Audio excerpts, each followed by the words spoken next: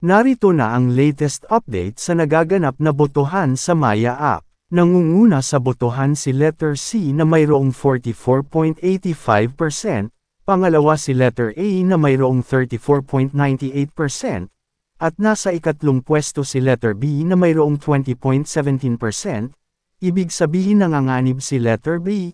Ang tanong ngayon ay kung sino nga sa tatlong duo na ito ang lalabas at magiging first evictee sa darating na Sabado. Nagsagawa naman kami ng isang poll survey dito sa aming YouTube channel kung sino para sa kanila ang karapat-dapat na manatili at iligtas sa nalalapit na first eviction night, kaya narito ang resulta ng aming isinagawang poll survey.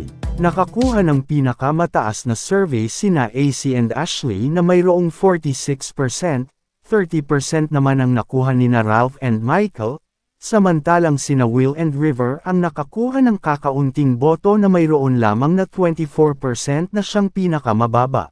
Ibig sabihin kaya nito, ay sina Will at River ang nasa pinaka-bottom, sila nga kaya ang nagmamay-ari ng pinakamababang boto sa Maya app. Ngunit isang paalala, ang resulta sa Maya app na aming inilabas dito at ang resulta ng aming isinasagawang poll survey ay walang kaugnayan sa isa't isa, kaya ang lumabas na boto sa aming poll survey ay walang kasiguraduhan.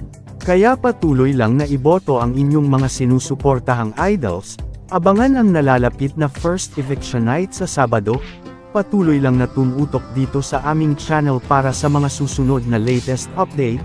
Salamat sa panunood.